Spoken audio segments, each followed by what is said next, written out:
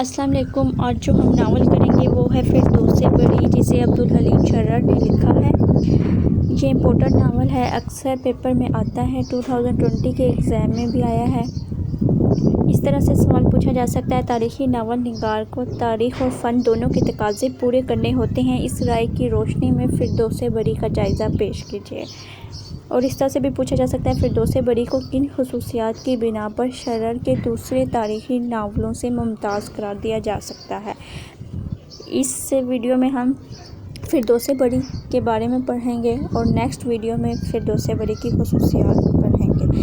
فردوس بری کو شرر نے 1899 میں حیدرآباد میں مکمل کیا۔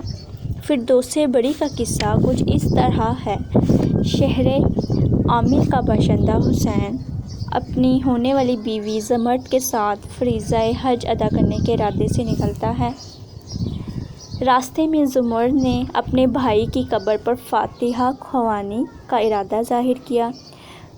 کچھ دیر کوشش کرنے کے بعد دونوں نے موسیٰ کی قبر کو تلاش کیا۔ قبر پر پہنچنے کے بعد دونوں نے فاتحہ پڑھی۔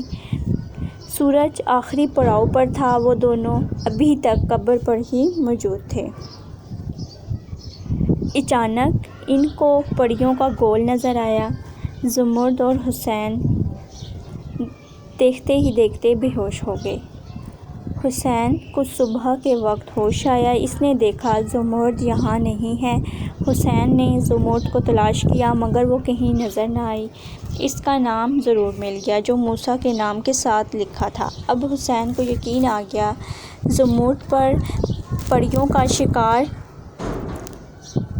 کی وجہ سے پریوں نے زمرد کا شکار کیا ہے۔ زمرد کی موت نے حسین کو ویران کر دیا۔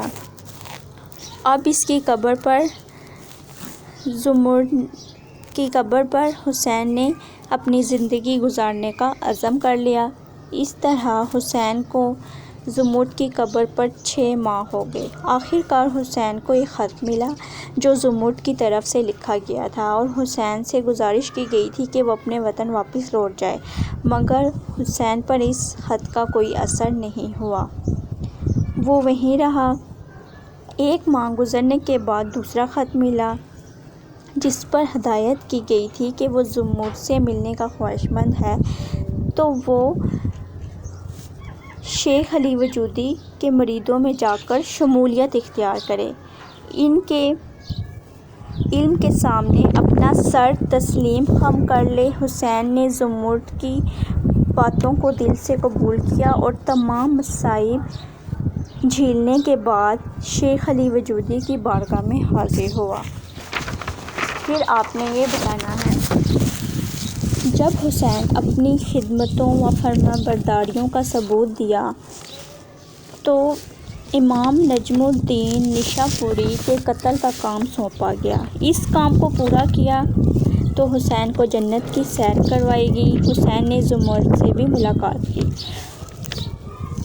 اس کے بعد امام نصیر احمد کو قتل کرنے کا کام سونپا گیا۔ حسین نے جب یہ کام نہیں کیا تو اسے نکال دیا گیا اور حسین پھر زمرد کی قبر پر پہنچا۔ 1 مہینہ زمرد کی قبر پر پڑا رہا۔ ایک دن حسین کو 2 خط ملے جس پر لکھا: دوسرا خط پڑھے بغیر بلقان خاتون تک پہنچا دے اور اس کے حکم کی بجاوری کرے۔ حسین نے زمرد کی ہدایت کے مطابق عمل کیا اور خط بلقان خاتون تک پہنچا دیا۔ زمرد نے بلقان خاتون زمرد کی نصیحت پر عمل کرتے تو وہ اپنے باپ کے قاتل کو ختم کر سکتی ہے۔ بلقان خاتون کو کہا گیا اگر وہ اس نصیحت پر عمل کرے جو زمرد نے کہی ہے تو وہ اپنے باپ کے قاتل کو ختم کر سکتی ہے۔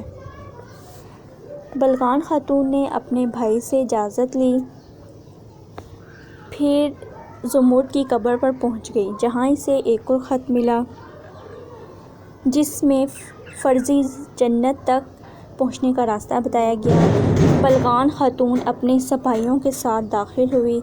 زمرد نے حسین کو جنت کے تمام اسرار و رموز بتائے تو حسین کی حیرت کی کوئی انتہا نہ رہی۔ زمرد اور حسین نے نکاح کر لیا۔ پھر دونوں حج کر کے واپس آ گئے۔ کچھ عرصے بعد بلقان خاتون کے پاس گئے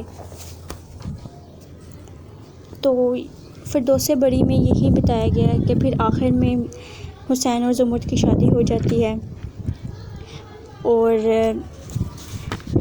فردوس بری میں یہی تھا کہ کس طرح حسین نے ہار نہیں مانی۔